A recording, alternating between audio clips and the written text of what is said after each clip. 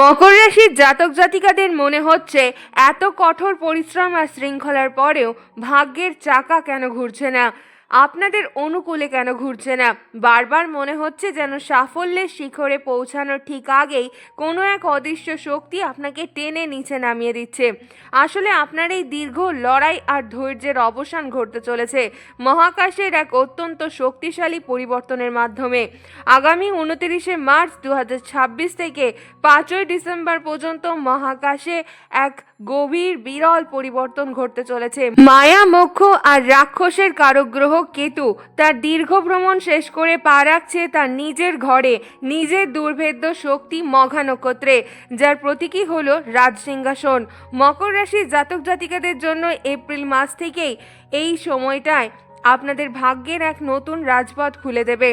আপনার কেরিয়ার, অর্থভাগ্য আর ব্যক্তিগত জীবনে কেতুর এই শুভ প্রভাব ঠিক কতটা জাদুকরী হতে পারে, আজকের এই ভিডিওতে প্রত্যেকটা বিষয় নিখুঁতভাবে বিশ্লেষণ করব এবং শেষে থাকবে কিছু বিশেষ প্রতিকার যা আপনাদের ভাগ্যকে আরও মজবুত করবে। প্রথমেই আসি আপনাদের কেরিয়ার এবং কর্মজীবনের কথায়। মকর রাশির জাতক জাতিকারা আপনাদের কি কর্মক্ষেত্রে গত কয়েক মাস ধরে এক অদ্ভুত একাকিত্ব কিংবা মানসিক চাপের মধ্যে দিয়ে যাচ্ছেন? মনে হচ্ছে যে যোগ্য সম্মান কিংবা পদোন্নতি যেটা আপনার পাওয়ার কথা ছিল সেটা পাচ্ছেন না, হাতছাড়া হয়ে যাচ্ছে।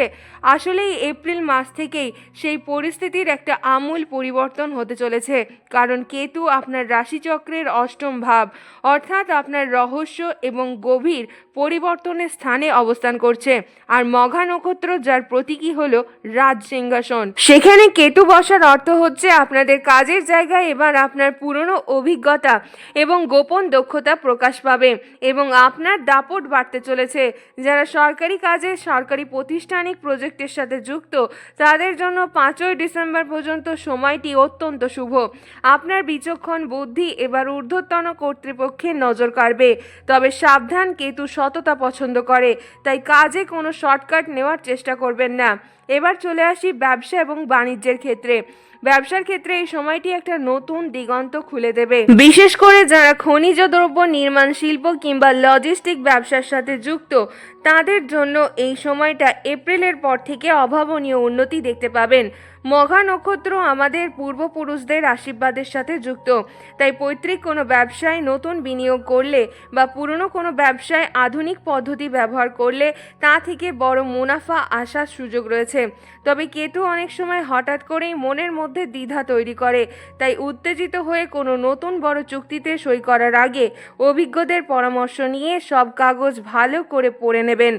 আর্থিক অবস্থা ও সঞ্চয়ের দিকে দেখতে গেলে এপ্রিল মাসের মাঝামাঝি সময়ে এক বিশেষ যোগ তৈরি হচ্ছে।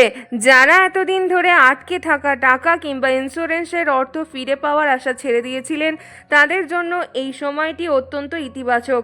হঠাৎ করে কোনো পুরনো বিনিয়োগ কিংবা জমানো সম্পদ থেকে বড় অঙ্কের রিটার্ন আপনাদের হাতে আসতে পারে। লটারি বা শেয়ার বাজার থেকেও হঠাৎ কিছু লাভের যোগ রয়েছে।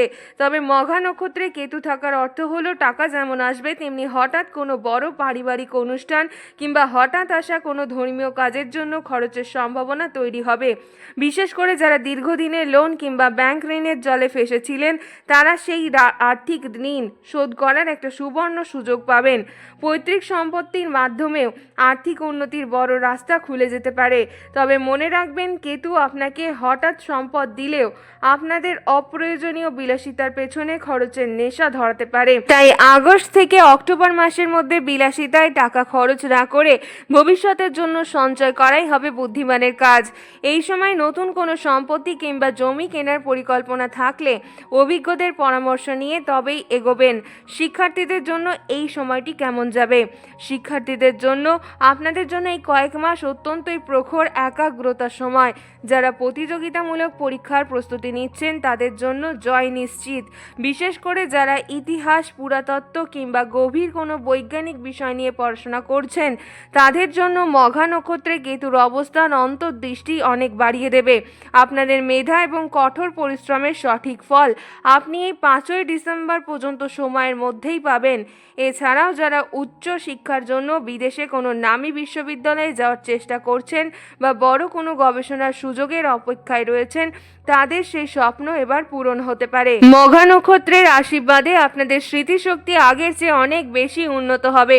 তবে মনে রাখবেন, অতিরিক্ত কুড়েমি কিংবা বন্ধুদের পাল্লায় পড়ে সময় নষ্ট করলে কেতুর এই শুভ প্রভাব আপনাদের হাতছাড়া হতে পারে। বিশেষ করে মে মাসের দিকে সাময়িক মনোসংযোগের অভাব হতে পারে। তাই পড়াশোনার রুটিন কঠোরভাবে মেনটেন করা আপনাদের সাফল্যের প্রধান চাবিকাঠি হবে। এবার আসি আপনাদের ব্যক্তিগত জীবনে। প্রেম এবং বিবাহের ক্ষেত্রে কেতুর প্রভাব আপনাদের জীবনে কিছুটা পড়বে এবং আপনাকে গভীর এবং সংযত করে তুলবে। যারা নতুন প্রেমে পড়েছেন তাদের মধ্যে ছোটোখাটো ভুল বোঝাবুঝি হতে পারে, তাই সঙ্গীর মনের কথা ধৈর্য ধরে বোঝার চেষ্টা করবেন। দাম্পত্য জীবনে মে থেকে সেপ্টেম্বরের মধ্যে পারিবারিক কোনো বিবাদকে বড় হতে দেবেন না। এই সময় বাড়ির বয়স্কদের স্বাস্থ্যের প্রতি একটু খেয়াল রাখা জরুরি হতে পারে।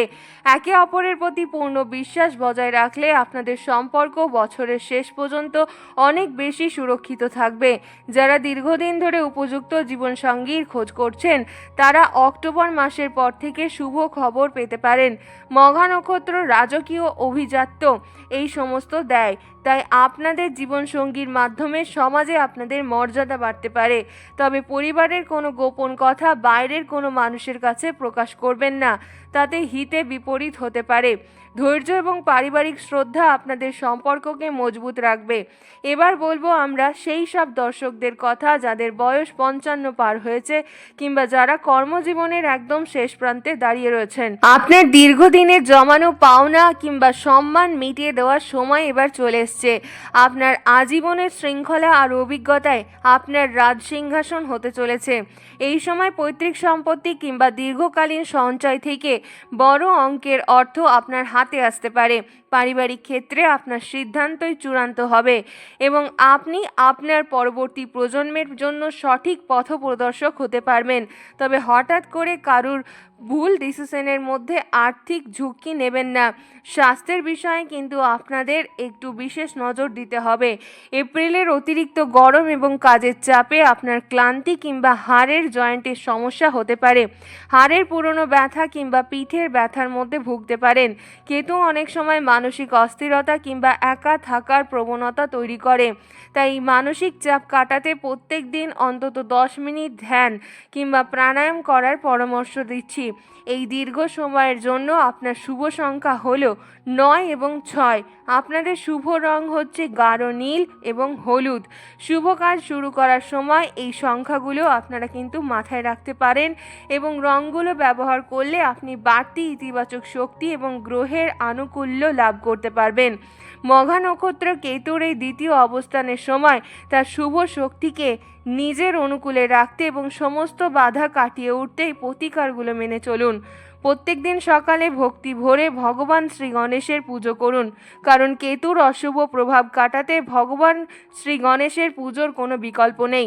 গ্রহের অশুভ প্রভাব কাটাতে এবং হঠাৎ আসা বাধা দূর করতে নিয়মিত কালো কুকুরকে খাবার খাওয়ান এবং অভাবী মানুষকে কালো তিল কিংবা কম্বল কিংবা অন্ন দান করুন। এছাড়াও নিরামিষ আহার গ্রহণ কিংবা প্রতিদিন কিছুটা সময় শান্ত হয়ে বসে ধ্যান করলে কেতুর ইতিবাচক শক্তিকে পূর্ণ মাত্রায় নিজের জীবনে কাজে লাগানো সম্ভব হয়।